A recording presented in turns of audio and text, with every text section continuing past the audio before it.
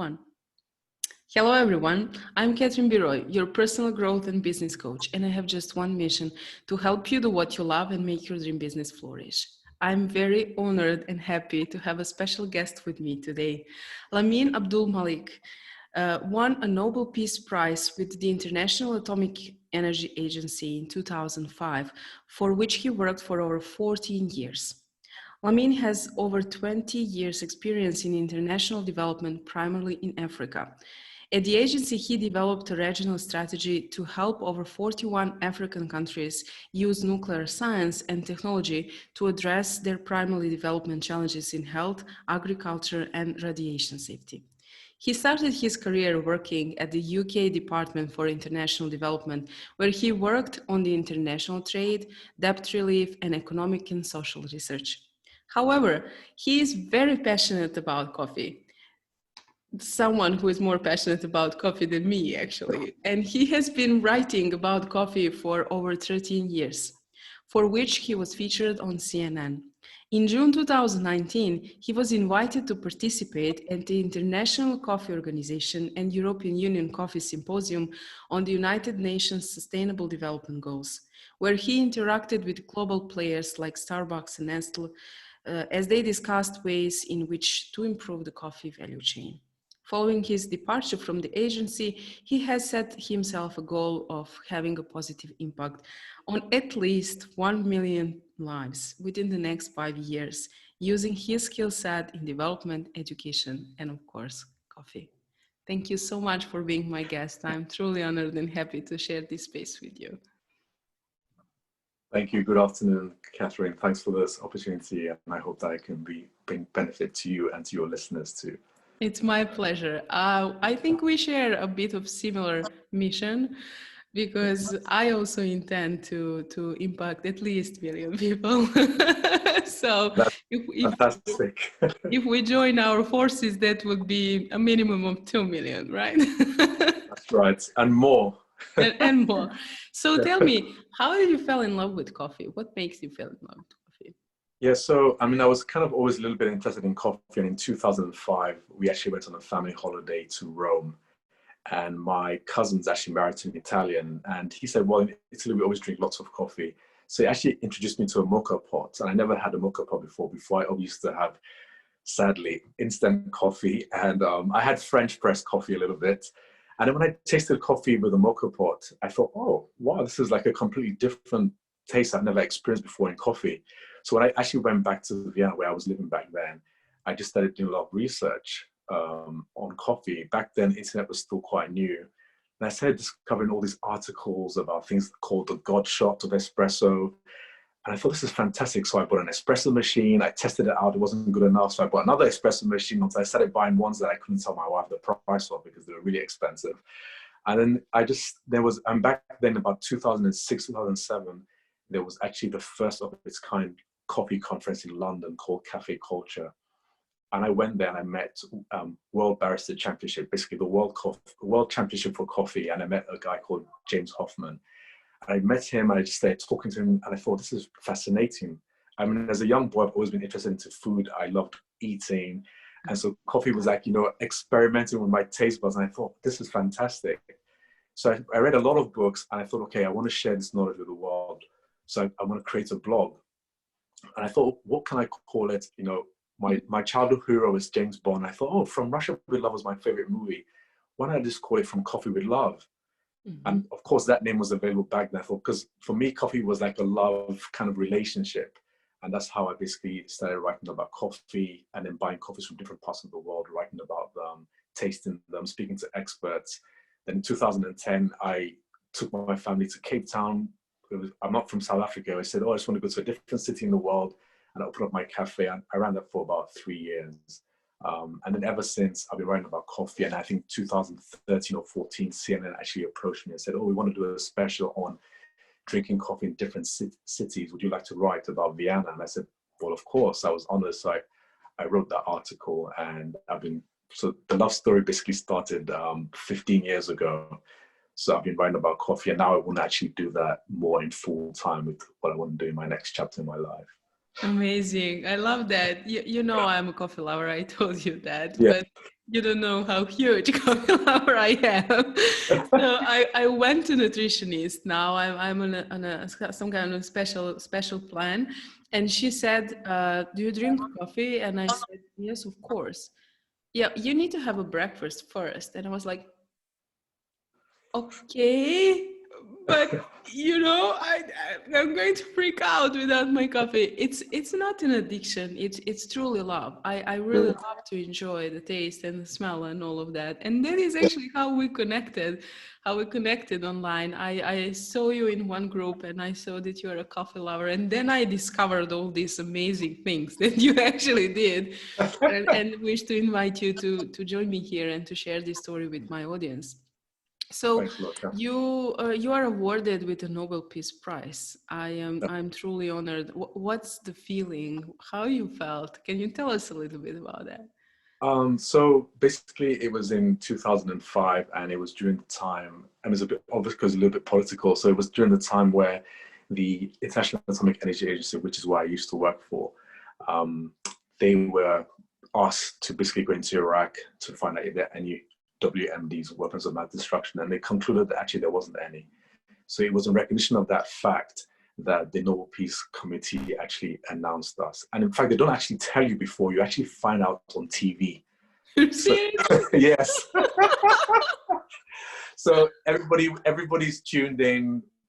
I think I can't remember whether it was CNN, and they're announcing it. And our DG back then, Mohammed Al Baradei, actually, he every year he was always wishing what happened. And on the day that we actually won, he actually went. I think he went into the kitchen or something to get something, and he came in and they announced it, and he was in shock. And immediately he called a boardroom meeting with all the staff in the IAEA, and we all went down, and we just basically celebrated, thanking everybody for it, because it was basically a group effort. And the DJ basically, there was talk of awarding him the award, and he said, no, it's for my team, Mm-hmm. because nuclear science and technology is for peace and development. I worked on the development aspect, Mm-hmm. and usually the award actually comes with $1 million. Mm-hmm. And we agreed to use that money for radiotherapy. And back then I was working on the premier radiotherapy project in Africa, which was helping Zambia establish their first radiotherapy center. So in fact, some of that prize money came into my project to train doctors how to treat cancer. So that I felt the impact from both ends, not just having the award, which I also have the award. So we also got an award, which is we're in transit at the moment, so it's in storage at the moment. But also from the prize money, I was able to use that to help Zambia establish their first cancer hospital as well. Wonderful. I'm speechless. I didn't know that little detail. That you are actually changing world in a big way. I'm truly impressed with this gesture, and yeah, I hope that people will feel what I'm feeling now. But not just that you did all of these amazing things, but you are also a leadership coach. And I would like you to tell me a little bit, what do you think? Can everyone be a leader? Yes, so my concept, I mean, when I use the terminology leadership coach, people probably think, oh, he only coaches leaders, but I actually believe that everybody's a leader, Mm-hmm. because you only have your own life. So basically, I believe you're a leader to lead your own life, to search for your purpose and live a truly fulfilling life. So when I use this terminology leadership, I mean, actually, first you need to lead yourself, because how can you lead anybody if you don't know what you want from yourself? If you don't know if you get into the car, you don't know where you're going, and everybody in the car is waiting for you, then you can't. You need to understand. Exactly. So using that terminology, leadership basically means that you need to understand yourself, understand what your purpose is for, and I know that definitely it takes a while for people to discover their purpose. I like the concept where Jay Shetty mentioned that people always search for their purpose, but actually it's already within you. It's nothing that's outside, because we are created with our own entity. Everything is within us, whether it's our heart, our soul, our spirit. It's all within us. So it's just a matter of taking a bit of time just to do a little bit of introspection. And then you can actually find, okay, this is my life. How do I want to lead it to be a better person for myself and also for those all around you? That's my concept of leadership. And I agree 100%, like 100%. That's why my book is called Live from Your Heart and Mind, because it starts here. And my audience is actually the mostly interested in personal growth, leadership, and business growth. And when you put it like that, you are actually delivering the same message I'm trying to share to those millions of people, that actually everything comes from within, and then from within we grow. My favorite poet said that actually the road to the stars, but he meant the stars really, it actually leads you back to yourself. Yeah, And the sooner we understand that, it will be easier for us to really create our lives and everything definitely, around it. I definitely. love this concept. I'm fully with it. Now an interesting one. How would you coach me? So I mean, so going back on what I was talking about earlier on, I always believe the concept of virtues and values. So traditionally, we had the concept of virtues, which are things like honesty, integrity, chastity, wisdom, courage. Now we have the concept of values, and the only issue that I have with values is that what might be valuable to you might not be valuable to me. Whereas if we root that in virtues, I think then we can use it as a platform. So I can say, okay, what do you aspire to? What are the things that you hold dear to your heart, first and foremost? Mm-hmm. And then if you're aware of that, then we can say, okay, let's try and build a life of purpose based on your values and your virtues, because that means it's intertwined with your spirit and your soul. And I believe that's more everlasting, rather than me saying, oh no, let's build a life for you that's based on X or Y. It has to come from within. And I think that, so if I was to coach an expert like you, maybe you already think like that, that's where I would start. Just starting from, what do you hold dear to? What is it that you wish, oh, I wish I could change this in the world? Like, there's a concept that says we should ask our children not what they want to become, but what would they love to change in the world? What would they like to see more of? And I think if you ask a lot of people in the world, they like to see definitely more justice, which is a virtue, more honesty, definitely. I think most people would love, I don't think anyone wants to be led by dishonest people. And nobody loves being told a lie. I haven't met anyone that says, oh, I love people telling me lies. So I think if we build it on these foundations that for centuries, our our societies were built on these principles of courage and wisdom, chastity and truth, then we can use that as a springboard to say, okay, how does that relate to you, and how can you use that in building a life that you want with meaning? So that's probably where I would start. I love that. I love that. I agree like 100%. You might not believe, but 2 days ago, I think maybe even yesterday, I was talking to a friend of mine, and he is struggling. He doesn't like job that he's doing. And I was asking him similar questions. And Alexandra, if you are listening to this now you heard that from someone else. So maybe you will listen to him.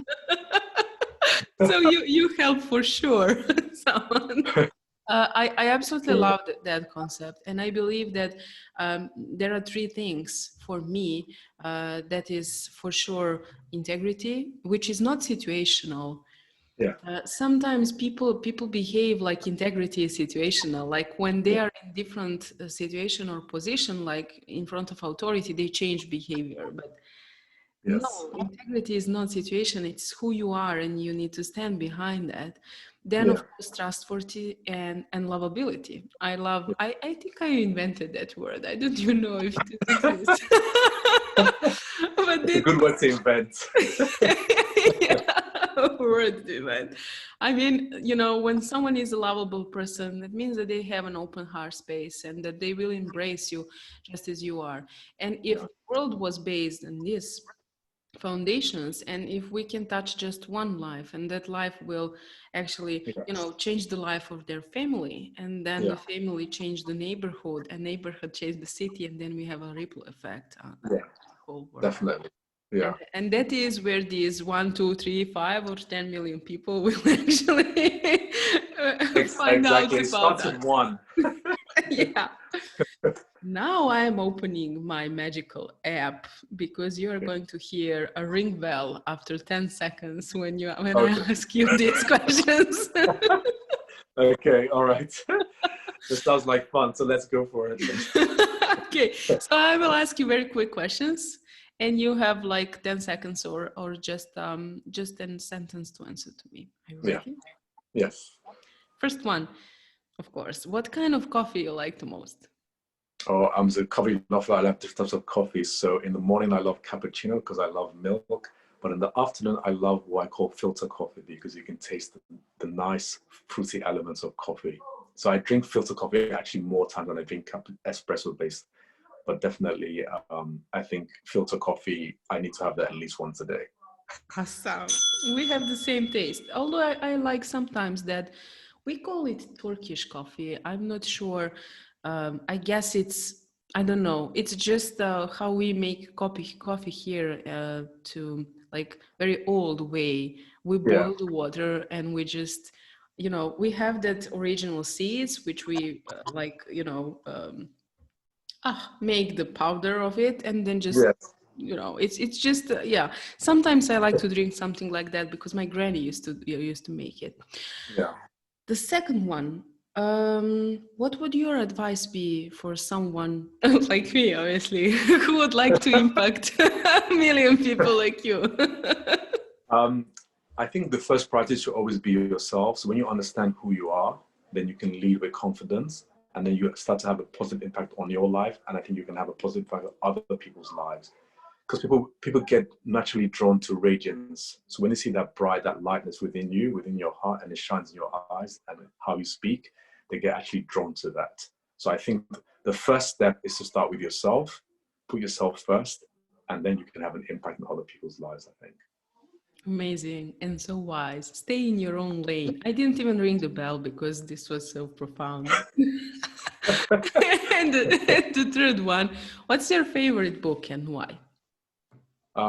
Well, naturally, as a Muslim, definitely the Quran because it gives me like what people say that about a North Star. So in terms of my purpose, when I started getting into my religion, I'll say about 15, 20 years ago, I just found, oh, wow, this is why I'm here. I'm supposed to do A, B, and C. And what I love about that as well, going back to the last question, is that actually we're here not for ourselves. There's 7 billion people in the world. So basically, the first relationship is with God, obviously, but the second relationship, and in fact, the one that you asked the most questions about, is about how you helped people. How did you contribute people's lives? And that's why it relates basically to my goal of 1 million people's lives. It's kind of a little bit related to that concept as well. It's like, I'm not here by myself. I'm here for creation. So that's why I'm here, basically. And the other books that have had a big impact on my life this year, definitely Napoleon Hill, Think and Grow Rich, which I think should just be renamed How to Be Successful. The title is a bit deceptive, but it's very important. It covers things from desire to faith, how to think. And when I read that book for the first time this year, I thought, wow. And in fact, I've been using a lot of those principles in having a purposeful life and just being a bit more organized in how I want to reach my goal. Beautiful. That's one of my favorite books. I actually have it here on my shelf, and Oh, I great. read it again this year, like when we were on vacation. Yes, the brilliant concepts in that book. I was absolutely amazed, and I recognized because before that book, I was reading a lot by Robin Sharma and Vishen Lakiani and so on. I Yeah, recognized similarities in the way of thinking and consciousness definitely. and Yeah, spirituality. You and I, we belong to one very beautiful group, and we were making videos around spirituality, and your video truly touched my heart. Everything you said is thanks. absolutely how I can see and feel that. And I believe that we will make much more interesting things together. Uh, Yes, definitely. just tell us for the end, please, where people can find you, how they can reach out to you, and what we can expect from your magic until the end Okay. of the year. Yes, so I'm actually in the process of actually moving to Dubai, Mhm. and where I want to be a full-time coffee consultant. But of course, a lot of people are asking about my expertise. So I've done lots of things working in development where it's helping people establish radiotherapy centers to cure cancer, which is actually the number one killer disease in the world at the moment. Um, of course, I write about coffee. So if you're on Instagram, From Coffee with Love is my Instagram handle. And on LinkedIn, Lameen Abdul-Malik, my hashtag is honest management. Going back to what we talked about earlier on, basically honest management was just about being honest with yourself, where you're really honest about yourself, and ask yourselves those tough questions and ask your heart those tough questions, then I think you can move forward. And that's actually the concept of honest management. It's not about telling managers to be honest, about managing yourself honestly for you to have a purposeful life. So I'm on LinkedIn, I'm doing that, and I'm also doing a few webinars, and I'm going to provide like business services, and then maybe coach maybe a small handful of clients as well who actually want to live a purposeful life. So that's what I'm actually on the verge of doing, and I look forward definitely to interacting with you, Catherine. I really love some of your concepts, and I hope I can get access to your book one of these days. Absolutely, I will send you a gift. I will definitely send you. I will send you a gift. Thank you so much for being my guest. You really made my day, and I believe my audience will enjoy too as much as I did. And I wish you a wonderful day, and we will catch up on LinkedIn for sure. Definitely. Thanks a lot for this opportunity, and I really, really learned a lot as well from speaking to you. Thanks a lot, Catherine. My pleasure. And thank you everyone who were with us today on this call and this interview. You will watch this on my social media as well as my upcoming podcast. Bye. Bye.